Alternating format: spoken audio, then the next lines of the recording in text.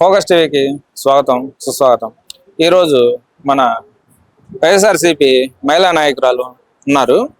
అయితే కూటమి ప్రభుత్వం గురించి, ఈ కూటమి ప్రభుత్వం వచ్చాక ఏ ప్రభుత్వం ప్రజలకి ఎలా ఉపయోగపడ్డది ఏందనేది మన మహిళ అడిగి తెలుసుకునే ప్రయత్నం చేద్దాం. చెప్పండి అండి, ఈ కూటమి ప్రభుత్వం వచ్చాక ఇప్పుడు ప్రజలు ముఖ్యంగా స్త్రీలు ఎలా ఉందనేది ఒకసారి మీ మాటలు తెలుసు.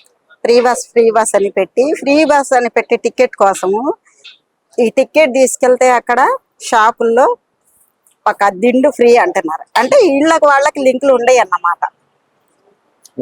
గవర్నమెంట్ కి ఒక షాపులకి లింకులు ఉండయి.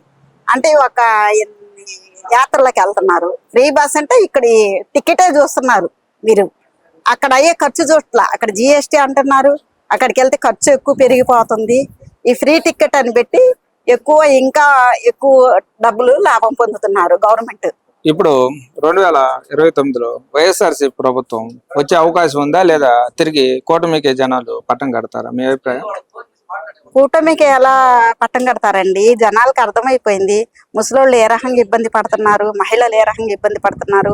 ఒక కూలికి వెళ్ళే వాళ్ళు ఇవాళ రేషన్ తీసుకోవాలంటే ఒక రోజుల్లో ఇళ్ళ కాడ కూర్చోవాల్సి వస్తుంది. అదే మా గవర్నమెంట్ ఉన్నప్పుడు జగన్మోహన్ రెడ్డి ఇంటికాడికి పంపించారు. రేషన్ కానివ్వండి, ఒక పింఛన్ కానివ్వండి, ఇళ్ళ కాడికి పంపించారు. ఇవాళ ఇబ్బంది పడుతున్నారు. రేషన్ కానివ్వండి, పింఛన్ కానివ్వండి. వీళ్ళు వాలంటరీకి తీసేశారు. వాలంటరీ తీసేస్తే ఎంతమంది ఇబ్బంది పడుతున్నారో మాకు తెలుసు. చూస్తా ఉండే వాళ్ళకి.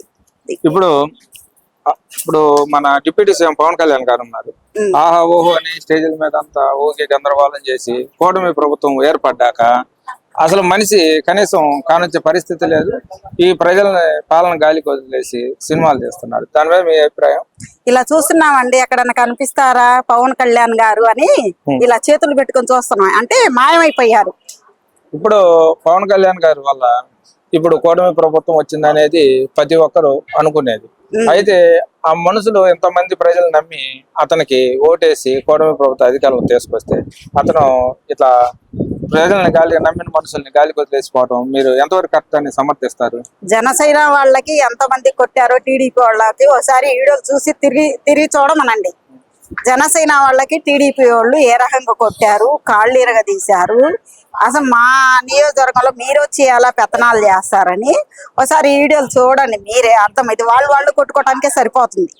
ఇంకా ఎక్కడ నెక్స్ట్ గెలుస్తారని వాళ్ళు ఊహించుకుంటున్నారా? అభివృద్ధి అంటే కూటమి ప్రభుత్వం అంటే అభివృద్ధి అని అన్నారు కదా. ఇప్పుడు అమరావతి మీద ఉన్న ప్రేమ మన రాష్ట్రం మీద ఎందుకు లేదు? దాని మీద మీ అభిప్రాయం? అమరావతి అంటే కొంచెం రిచ్ కదా, అందుకని వాళ్ళకి అక్కడ అభిప్రాయం ఎక్కువ ఉంది. అక్కడ ఫోకస్ ఎక్కువ ఉంది. ఇక్కడ ఎందుకు చేస్తారు? ఆమె రంది పులిసీత. రోడ్లు చాలా బాగుండయి. అమ్మ పులిసీత ఇక్కడికి వచ్చి చూడు రోడ్లు ఎలా ఉండయో నీకు ఒకసారి అర్థమైతే.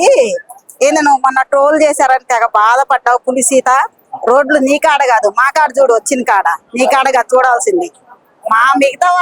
మిగతా చోట చూస్తే అప్పుడు అర్థమైంది నీకు. ఊరుకూరుగా టీడీ సపోర్ట్ మాట్లాడితే ఉపయోగం లేదు. చేసి మాట్లాడాలి. 6 హామీలు మేము చేశామని మీరు మీటింగ్లు పెట్టుకొని పెద్ద మీటింగ్లు పెట్టుకొని డబ్బులన్నీ గవర్నమెంట్ లాస్ చేస్తున్నారు. మీరు మీ మీటింగ్లు పెట్టే డబ్బులు ప్రజలకు ఉపయోగించాలని నా కోరిక.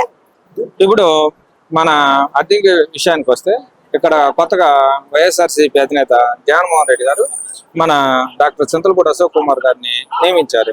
అయితే ఈ చింతలపూడి అశోక్ కుమార్ గారిని అద్దెంకి ప్రజలు అకౌంట్ చేర్చుకొని గెలిపించే అవకాశం ఉందా లేకపోతే ఎలా? మీ అభిప్రాయం?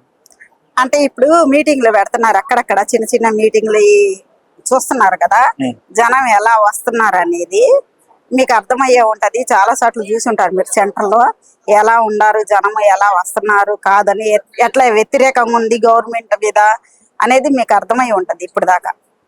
ఓకే, ధన్యవాదాలు.